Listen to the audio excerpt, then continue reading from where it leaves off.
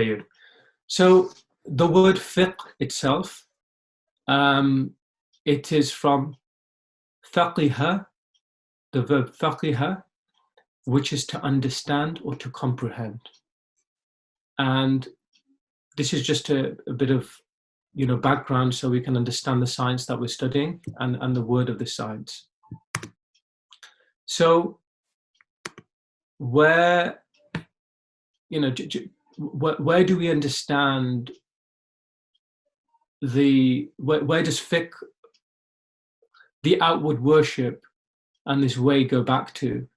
It goes back to the hadith of Jibreel, where Jibreel came to the Prophet ﷺ, and many of you may have already come across this narration, where the Prophet ﷺ, he said to him, he said, Islam is to testify that there is no God but Allah, and Muhammad is a messenger of Allah, to perform the prayers, to pay the zakat, to fast in Ramadan, and to make the pilgrimage to the house of, if you are able to do so.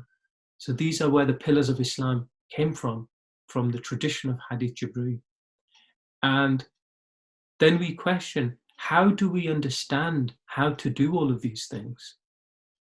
What's the manner, what's the way, what's the understanding of how to pray, of how to give zakat, of how to fast the month of Ramadan, how to go on pilgrimage? This is the concept of fiqh. So now madhhab, many of us have heard of different madhabs.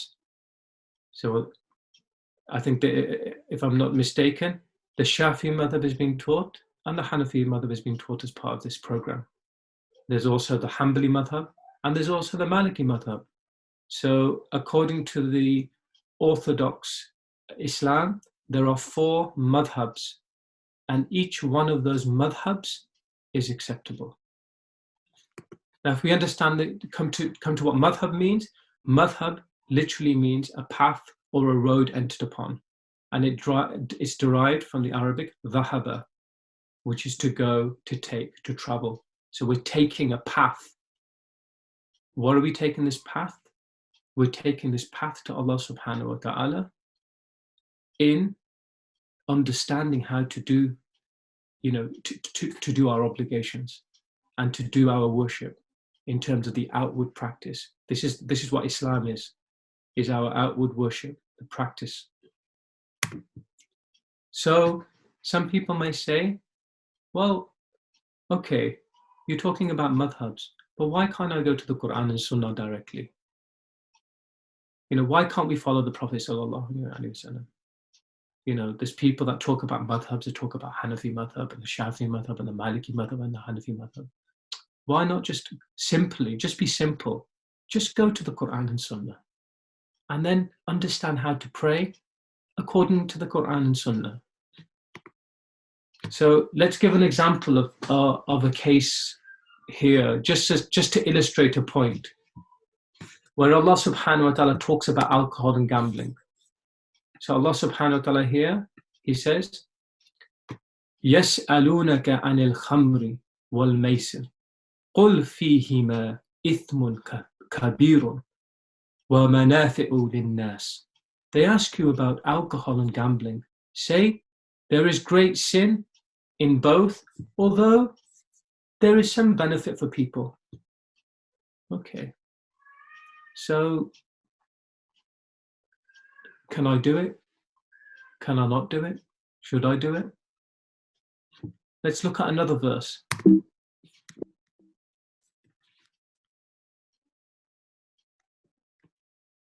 Allah subhanahu wa ta'ala has mentioned, Ya ayyuhalladhina amanu, innamal khamru, wal maysiru, wal ansabu, wal azlamu, rijsun min amali shaitani, fajtanibuhu la'allakum tuflihun. Now Allah subhanahu wa ta'ala in this verse is saying, oh, you who believe, alcohol, gambling, sacrificing for idols, and divining of arrows are all but defilement from the work of shaitan, so avoid it that you may be successful. So those 2 verses in the Quran have a apparency of not being aligned, of being contradictory in some sense. But this is from the principles of the Quran. We understand certain things were revealed at certain points. Then we understand what abrogation is, that something that was okay before or not as bad before is actually completely ruled out afterwards in the context of what is going on. So if somebody was to go to the Quran directly and look at verses and take rulings from those verses, this is a form of misguidance because they don't understand the context. They wouldn't understand the whole picture. We're only just talking about, the verse of the Quran. What about all the ahadith? We haven't even started looking at that. So when we look at Allah subhanahu wa ta'ala mentions in the Quran, فَأَغْسِلُوا وُجُوهَكُمْ وَأَيْدِيَكُمْ إِلَى الْمَرَافِقِ وَامْسَحُوا بِرُّؤُوسِكُمْ وَأَرْجُلَكُمْ إِلَى الْكَعْبَيْنِ. Allah subhanahu wa ta'ala mentions here, He mentions that wash your faces and your forearms to the elbows and wipe over your heads and wash your feet to the ankles. Now, if people were only looking at the Quran, then how do you perform these actions? What do you do? How do you wash your face? What's the definition of your face? What about your forearms? What manner do you wash your forearms in? And your elbows, and wiping over your head. Is it the beginning of the head? Is it the middle of the head? Is it the whole of the head? How do we wash our feet? So the scholars here, and we can see the difference of the different madhabs, they took different understandings for this. Some took it that it has to be in consecutive order. Others took it, no, it doesn't have to be in that order. But one limb can't dry before you move on to the other limb. Others took it that, they took different understandings because of the language and because of other sources. So if we were to just go to the Quran and look at the Quran and say, okay, Allah subhanahu wa ta'ala is mentioning us, this is how we purify ourselves, and we're just only going to do this, then we're not going to understand the complete picture of what we need to do, because that's not how the Prophet ﷺ completely did wudu. There were other elements that are not covered in this verse. Okay, so there's many compilations of hadith, and the six compilations of hadith I'm just putting here just to give us an understanding. There's Sahih, the compilation of Sahih Bukhari, of Sahih Muslim, of Sunan of Nasa'i, of Abu Dawud, the Jami of Tirmidhi, and the Sunan of Ibn Majah. So these are from the major works of hadith. Okay, we'll skip over this bit. So Ibn Uyayna, he said that hadith is a source of misguidance for other than the scholars. What does he mean here? He means that if we are to go to hadith and start to extrapolate meanings without having context and knowledge, then this is dangerous, because we may completely misunderstand the point of what is the context and the main understanding of that hadith. And we can see this is a problem for, this is the reason for why we have so many problems, is because people go and they look at hadith and they don't understand that hadith. They don't understand that hadith in relation to the subject matter of all of the other hadiths that are out there. And they start to get into problems. Okay? The Prophet, Allah subhanahu wa ta'ala, he says, فَاسْأَلُوا أَهْلِ الذِّكْرِ إِن كُنْتُمْ لَا تَعْلَمُونَ. Allah says, so ask the people of remembrance if you do not know. We need, our religion isn't a religion of DIY, that we just, you know, we pick up the Quran, we pick up the Hadith, and we start to just, look at things and we start to come up with our own meanings. This is dangerous. Now, if we look at the subject of medicine, for example, and I don't know if anybody in this group is a doctor or comes from a medical field, or any field for that matter, in order for you to be a practitioner of that field, you would have had to have studied that science. You would have to have gone to medical school. You would have had to have studied medicine. You have had to have been tutored in it. You would have been given that understanding. You would have had teachers in it. And then when you've gone through those levels of qualification, then you can practice medicine and you can prescribe medicine to people and perform operations and so forth. Now, there's no difference in the matters of our religion.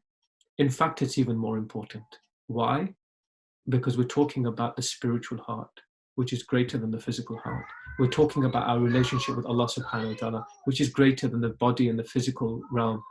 So this is important that we get it right. And we have a science, we have the sciences of our religion, which have been, which have been preserved over the centuries. And it's ludicrous that anybody would come and say, forget all of the past and all of the learning and the people of knowledge, and we can just go and do a DIY because we'll make a mess of it. In fact, when we study in a systematic way. We study starting from the basics, and we start to increment our learning as we go forward. And learning is passed on from person to person. The Prophet ﷺ, he received revelation from Allah subhanahu wa ta'ala through the angel Jibreel. He taught his companions. His companions taught their students. They taught their students. That's how the religion has been preserved and passed on, through men. It's not, the books are aids, but it's through men, it's people who possess knowledge. And Allah subhanahu wa ta'ala talks about many places in the Quran, he talks about people of knowledge. And we need to go to those people of knowledge in order to learn. And when we're talking about fiqh in specific, and mujtahid al-imam, and this is what we'll come on to shortly, just to understand about following a madhhab. If we're going back to the point of the Quran and Sunnah, if we're going to the Quran and Sunnah ourselves, and we're going to all these different places, and we're trying to validate our worship through what we read in the Quran and the minute amount of hadith that we may be exposed to, we're going to put ourselves in confusion. Why? Because we're going to read something that doesn't make sense. We're going to read something that doesn't make sense. What do I do now? I'm praying like this today. I'm praying like this tomorrow. You're going to get into a state of confusion. And you're going to go round in circles. People have already done the work. The groundwork, the fieldwork's already been done. We don't need to learn it from scratch. And I just want to give us a simple analogy here in terms of IT. Now, from a perspective of coding and how our computers work, there is a number, there's all this different code going on in the background, all these zeros and ones, and these different functions that are happening to allow us to be able to see the screen and to be able to interact. Now, do I need to know how all of that works? Not really. I need to be able to see the screen, and I need to be able to do the functions I need to do. I need to be able to turn on my computer and understand how to navigate through my computer.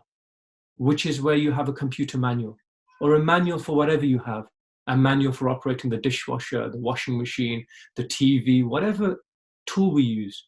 But do we need to understand the mechanics of it? No, generally we don't. And if people want to understand that, that's a specific science, and there's room for that. But if we're not serious about studying that science to that degree, then the majority of us, we're just people that need to know how to operate. And this is the same principle that we need to apply to following a madhhab. That the groundwork's already been done. The manuals have been created. We just need to know how to execute, not question the manuals. Because if we're questioning the manuals, we're questioning the ones who put the manuals together. And we'll go into that now. So, a mujtahid. What is a mujtahid imam? A mujtahid is somebody who can have their own madhhab, and somebody who has the rank of being able to dissect in that way. So they need to fulfill 8 conditions in order to do that. One is they need to have a complete understanding of the Arabic language. A complete understanding, the context of the Arabic language, the usage of the Arabic language, linguistically, and from a rhetoric, lots of different angles need to understand the Arabic language. They need to understand, have complete knowledge or in-depth knowledge of the Quran and Sunnah. They need to know specialized disciplines of hadith. When we're talking about hadith, we're not talking about just the text of hadith. We're talking about the hadith. We're talking about the people of hadith, the narrators of the hadith. We're talking about the historical reports of the hadith. We're talking about the different grades of hadith. The whole science is in relation to hadith. We also need to understand, we need to have knowledge of the view of the companions and their followers. What are all of their different positions? We need to understand juridical analogy, qiyas. What were the statements that were made before, and how can we apply those statements in the current context? We need to know our own society and how our society works and the greater public interest. We need to have knowledges of general principles of the Sharia, the maqasid of the Sharia. What are the principles of the Sharia? A high degree of intelligence, personal piety, combined with Islamic virtues of compassion, courtesy, and modesty. If we have all of these, then we can be a mujtahid imam. Now, if we look at the great imams, to be a scholar of hadith, we would need to memorize over 100,000 hadith by memory, not knowing 1 or 2 hadith. So this is a serious affair. It's not a joke. So the 4 schools. Who were the founders of the 4 schools? The first is Imam Abu Hanifa al-Nu'man ibn Thabit bin Zuta al-Kufi, who was born in the year 80 after the Hijrah, and he died in the year 150 after the Hijrah. He was from the earliest of the Imams of the madhabs. And we will go through his chain in the next slide so we can see how he took his knowledge. Also, we find Imam Malik ibn Anas al-Asbahi, who died in the year 179 after Hijrah.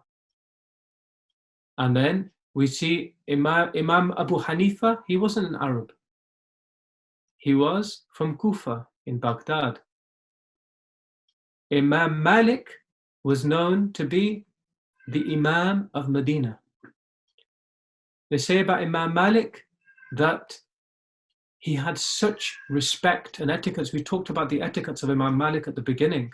We talked about the statement of Imam Malik at the beginning in terms of making your knowledge like flour, knowledge like salt, and your adab like flour. Imam Malik, there was 3 things that he would never do in Madinat al-Munawwarah. 1, is he never wore shoes in the blessed city of the Prophet sallallahu alaihi wasallam.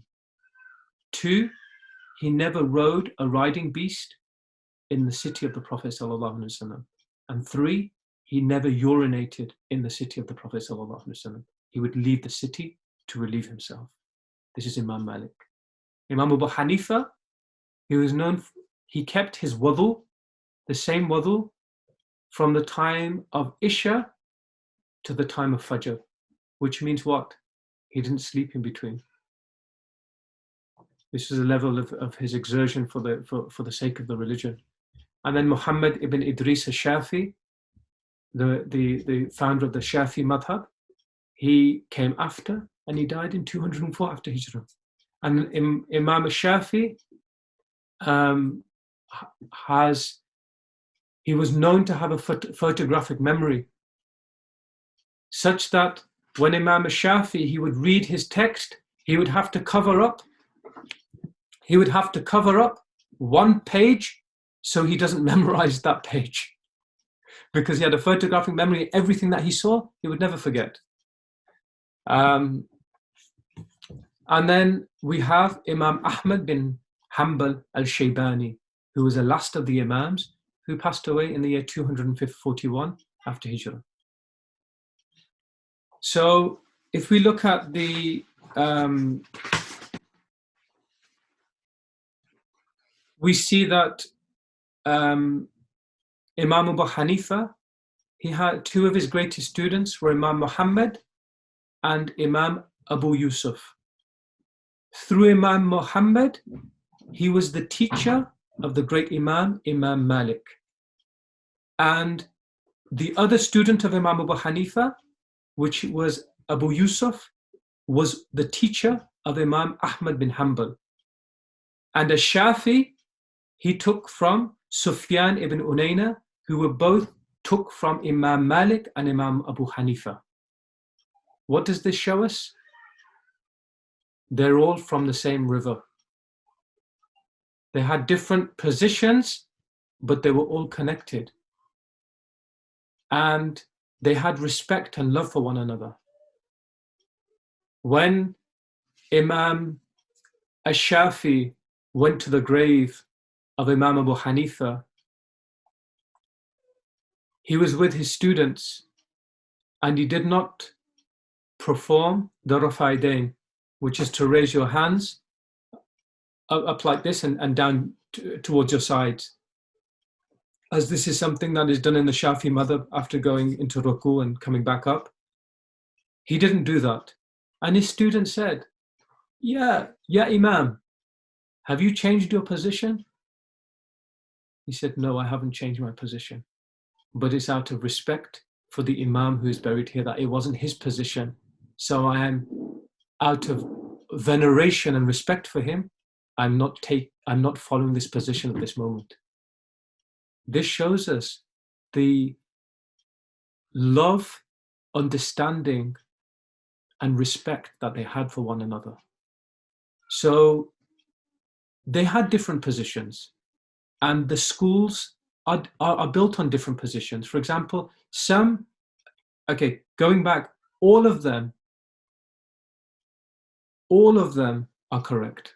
None of them are wrong. We can't say that somebody who's following the Shafi madhhab is wrong, somebody who's following the Hanbali madhhab is wrong, somebody who's following the Maliki madhhab is wrong. No, we're wrong to say that, because all of those 4 schools are accepted. But they're different, and we need to follow one of those. Otherwise, we'll get into a problem if we start pick and mixing. So this leads to another discussion, but all of them are correct, but we just need to pick one and just follow that. Understand the rulings of that school and how to pray in that school and all of the outward conditions, and go alongside that. And we see, actually, in terms of geography, generally speaking, madhabs were in certain geographies. For example, we find the madhab of Imam Abu Hanifa in the Asian subcontinent more, in places like Pakistan, in places like India, in places like Iraq, in places like Turkey and the Uzbekistan and that region, and Bukhara, all of these, this is where the Hanafi madhab is widely practiced. Then we see the madhab of Imam Malik practiced in the African region, the north of Africa specifically, and in other places. And then we have the madhab of Imam Shafi in places like Yemen, in places like Malaysia and Indonesia and the Far East. And then we have people practicing the madhab of Imam Ahmad bin Hanbal, but less of them so in places of the Middle East. So it's generally developed in terms of the geographies, but it doesn't matter which one we follow, but we just need to follow one of them and not go towards the Quran and Sunnah methodology of just taking what we think, because we're going to get into a problem in that sense. So Abdullah ibn Mubarak, who is one of the students of Imam Abu Hanifa, he said that our sanad is the religion. Our sanad is the religion, meaning that religion is conveyed through chains. I'm conveying to you what I learned with my teachers. My teachers conveyed to me what they learned from their teachers, and so forth. It's not something that is just made up. It's something which has been transmitted. A religion is about transmission. It's isnad. And if it wasn't for isnad, then Abdullah ibn Mubarak, he mentioned another famous statement. He said, if it wasn't for isnad, people can say whatever they want. Anybody could stand up and say, I think this, I think that, I think this, but we're grounded by these chains of transmission, that it's not about just standing up and saying whatever you want. It's about what we've been taught, and it's about working within those confines. So knowledge is preserved in people, not in inanimate objects. So the school of Imam Abu Hanifa, will just very quickly go through this, that Imam Shafi said mankind is indebted to Imam Abu Hanifa for fiqh. And it's mentioned, he who makes Abu Hanifa an imam between himself and Allah, I anticipate that he will fear not, nor will he be deemed neglectful for taking due precaution concerning the affairs of his soul. Okay, these are attributed by the imams to Imam Abu Hanifa.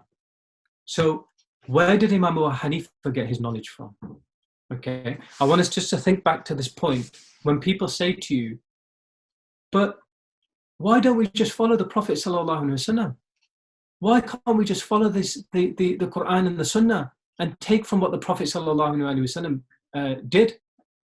The question is, do you know better what the Prophet sallallahu alaihi wasallam did, or did Imam Abu Hanifa? If we look at his chain, the Prophet sallallahu alaihi wasallam, who is the vessel of revelation, the one who had complete knowledge, the Prophet of Islam, taught his companion Ibn Masud, who taught his student Ibrahim an-Naqi, who taught his student Hamad, who taught Imam Abu Hanifa. This is the chain. So when Imam Abu Hanifa speaks about the Prophet sallallahu alaihi wasallam, he's not making it up. He's speaking about what he's been given through this chain. And when we talk about hadiths, the scholars of hadith, Imam Bukhari, Imam Muslim, Imam Tirmidhi, all of them came later. They came after Imam Abu Hanifa. So Imam Abu Hanifa understood hadith greater than them. Because why? He had greater nisbah, greater connection back to the Prophet sallallahu alaihi wasallam.